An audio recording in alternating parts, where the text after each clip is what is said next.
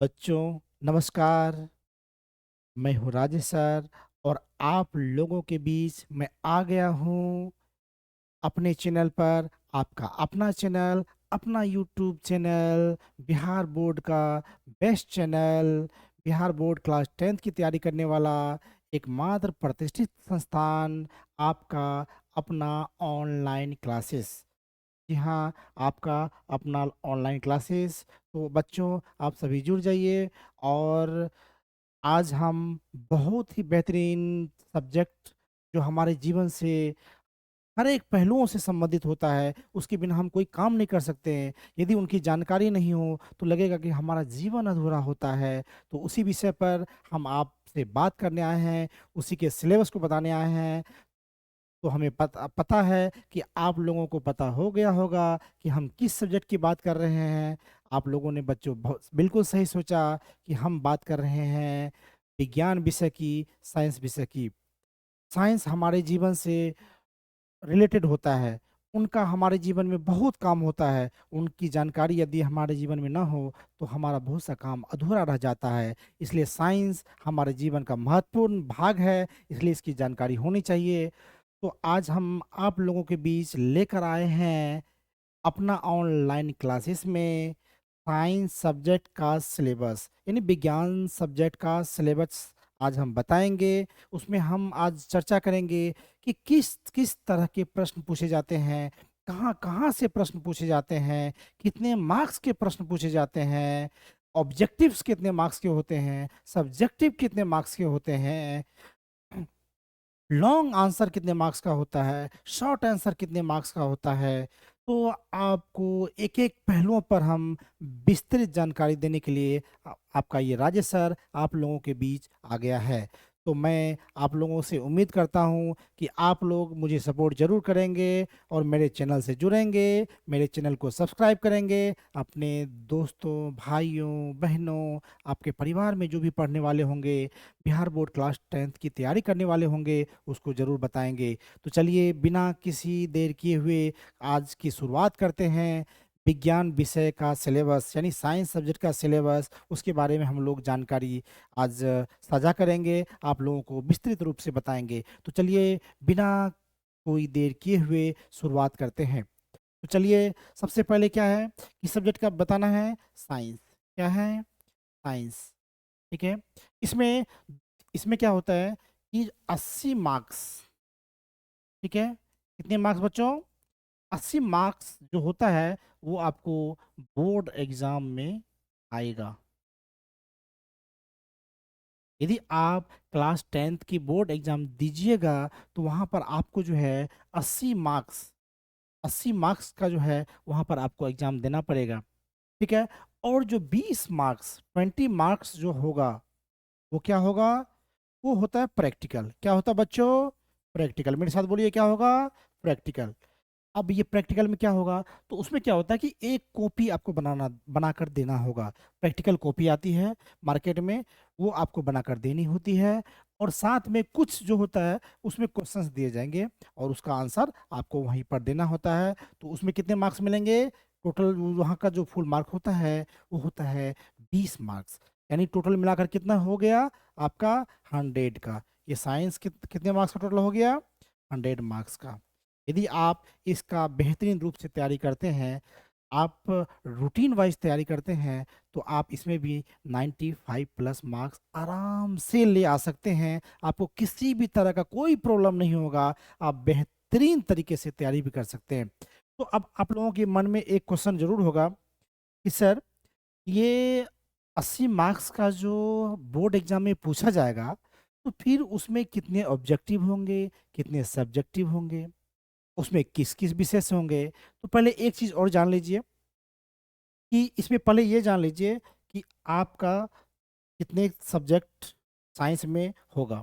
ठीक है। तो देखिए क्या होगा। साइंस है, इसमें कितने सब्जेक्ट होंगे? पहला फिजिक्स। क्या होगा? फिजिक्स। दूसरा क्या होगा बच्चों? मेरे साथ बोलिए। केमिस्ट्री। क्या होगा? केमिस्ट्री। और तीसरा जो होगा वो हो गया बायोलॉजी। क्या होगा? बायोलॉजी। क्या होगा? बायोलॉजी होगा। तो ये तीनों फिजिक्स, केमिस्ट्री और बायोलॉजी, ये तीनों सब्जेक्ट मिलाकर जो है आपको पूछा जाएगा कितने मार्क्स का? ये तीनों मिला करके 80 मार्क्स का। कितने मार्क्स का बच्चों? 80 मार्क्स का। कितने मार्क्स का मेरे साथ बोलिए? 80 मार्क्स का। कितने मार्क्स का? 80 मार्क्स का। तो चलिए, अब एक चीज और दिमाग में आ रहा होगा कि फिजिक्स से कितने मार्क्स के पूछे जाएंगे, केमिस्ट्री से कितने मार्क्स के पूछे जाएंगे, बायोलॉजी से कितने मार्क्स के पूछे जाएंगे। तो ये आपका यह भी कंफ्यूजन दूर कर देता हूँ। फिजिक्स से जो आता है वो आता है आपको 27 मार्क्स। कितने मार्क्स का बच्चों? 27 मार्क्स। ठीक है। केमिस्ट्री से जो होता है वो 26 मार्क्स। कितने मार्क्स बच्चों मेरे साथ बोलिए? 26 मार्क्स। और ये बायोलॉजी जो होता है इससे भी कितना होता है? 27 मार्क्स। इसमें हो सकता है कि 1 मार्क या 2 मार्क कभी इधर उधर प्लस माइनस हो सकता है, लेकिन मैक्सिमम क्या उम्मीद है कि इसी तरह का होता है, इतने मार्क्स का ही सब्जेक्ट में पूछा जाता है। अब देखिए, अब इस तीनों को जोड़िएगा तो कितने हो जाते हैं? 80 मार्क्स। कितने हो जाते हैं? 80 मार्क्स। यानी क्या हो गया? फिजिक्स, केमिस्ट्री और बायोलॉजी तीनों मिला के कितने मार्क्स का आपको बोर्ड एग्जाम में आएगा, और 20 मार्क्स यानी 20 मार्क्स जो होगा वो आपको प्रैक्टिकल में पूछा जाएगा। अब आप लोगों के मन में एक चीज या एक क्वेश्चन आ रहा होगा कि फिर ये जो 27 मार्क्स हैं, इसमें 26 मार्क्स है, इसमें 27 मार्क्स हैं, तो अब ये 80 मार्क्स तो हो गया, इसमें सब्जेक्टिव कितने होंगे, ऑब्जेक्टिव कितने होंगे? इसके लिए भी हम लोग बात करते हैं और आपको बताते हैं। तो अब देखिए, फिर ये साइंस जो है, फिर क्या होगा? साइंस, इसमें जो है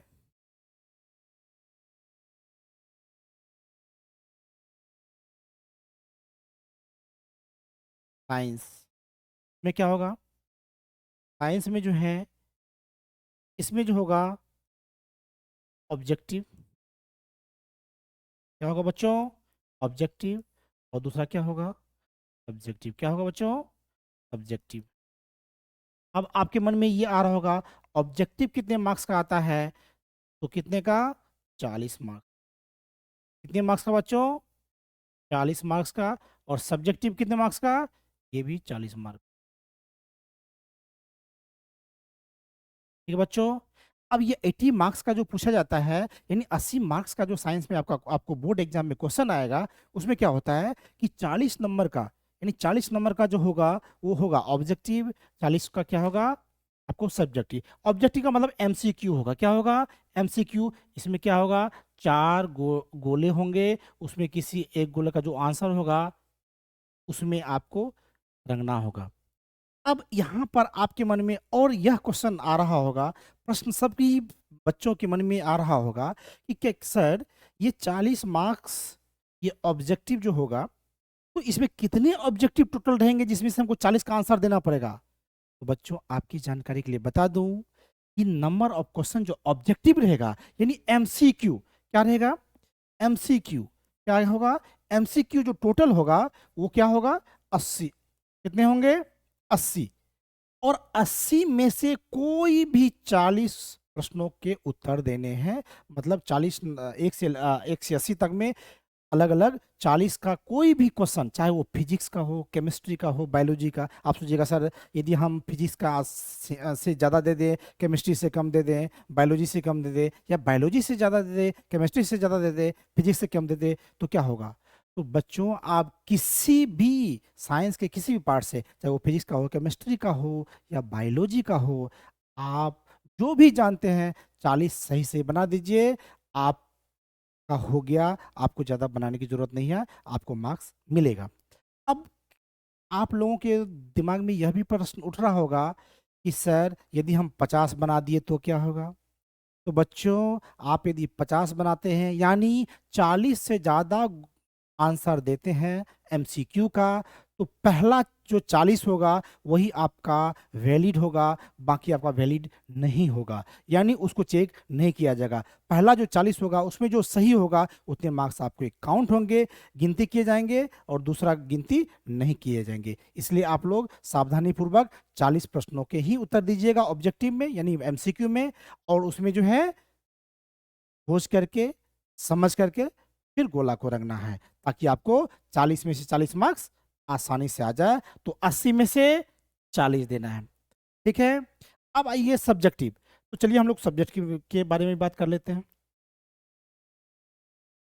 सब्जेक्टिव में क्या है कि बच्चों, इसमें सब्जेक्टिव में क्या होता है कि शॉर्ट आंसर भी होता है। क्या होता है? Short answer.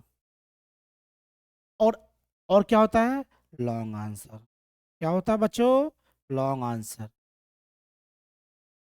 तो हम लोग क्या, शॉर्ट आंसर में कितने मार्क्स के रहेंगे? तो 2 मार्क्स के रहेंगे। जो भी क्वेश्चन, चाहे वो फिजिक्स का हो, केमिस्ट्री का हो, बायोलॉजी का हो, यदि वो शॉर्ट आंसर है तो उसमें 2 मार्क्स वाले क्वेश्चन पूछे जाएंगे। और यदि लॉन्ग है तो 5। क्या होता है कि फिजिक्स में जो लॉन्ग होता है वो 6 मार्क्स का होता है। फिजिक्स का लॉन्ग क्या कितने मार्क्स का होता है? वो 6 नंबर का होता है। ठीक है, अब आपके दिमाग में आ रहा होगा, सर शॉर्ट कितने पूछे जाएंगे फिजिक्स से, शॉर्ट लॉन्ग, शॉर्ट केमिस्ट्री से कितने पूछे जाएंगे, शॉर्ट बायोलॉजी से कितने पूछे जाएंगे? तो चलिए इसका भी आंसर आप लोग जान लीजिए कि कि आप फिजिक्स होगा, फिजिक्स में जो होगा वो जो शॉर्ट होता है, ठीक है, इसमें आपका कितना देना पड़ेगा, केमिस्ट्री से कितना देना पड़ेगा, बायोलॉजी से कितना देना पड़ेगा। तो आपको आपकी जानकारी के लिए बता दूं कि इसमें से, इसमें एक लॉन्ग जो पूछा जाएगा, लॉन्ग क्या होगा? लॉन्ग, वो 2 क्वेश्चन रहेगा। उसमें से आंसर जो देना है वो 1 का देना है, और वो कितने मार्क्स का रहेगा? सॉरी, 6 मार्क्स का। कितने नंबर का रहेगा? 6 मार्क का। ठीक है, और शॉर्ट जो होगा वो 8 क्वेश्चन रहेंगे। कितने रहेंगे? 8 क्वेश्चन रहेंगे। कितने क्वेश्चन रहेंगे? 8 क्वेश्चन रहेंगे। और 8 में कितने का जवाब देना है? 4 का आंसर देना है। और 4 में कितना मिलेगा? 8 मार्क्स मिलेगा। और यदि इसको दोनों को जोड़ दीजिए तो 14 मार्क्स जो है आपका, वो किससे आ जाएगा? फिजिक्स से सब्जेक्टिव में। यानी शॉर्ट और लॉन्ग मिलाकर फिजिक्स से कितने मार्क्स का आएगा? 14 मार्क्स का आ जाएगा। यदि इसी तरह आप केमिस्ट्री से ले लीजिए, केमिस्ट्री से कितने मार्क्स का आएगा? तो इसमें जो शॉर्ट होगा, इसमें भी नंबर ऑफ क्वेश्चन जो होगा, क्वेश्चन की संख्या कितनी होगी? 8। और उसमें से आंसर कितने का देना है? 4 का। और इसमें भी कितना मार्क्स का होगा? एक क्वेश्चन का यदि आंसर देते हैं तो आपको 2 मार्क्स मिलेगा। यानी इसमें भी कितने मार्क्स? 8 मार्क्स जो होगा वो शॉर्ट में होगा। और इसका जो लॉन्ग होगा, इसमें कितने क्वेश्चन रहेंगे? 2 क्वेश्चन रहेंगे। एक का आंसर देना है, और एक जो है वो कितने मार्क्स का? 5 मार्क का। तो ये कितने मार्क्स का हो गया? 13 मार्क्स का। अब देखिए, 14 इसमें से सब्जेक्टिव, और इसमें से सब्जेक्टिव कितने का होगा? केमिस्ट्री से 13 का होगा।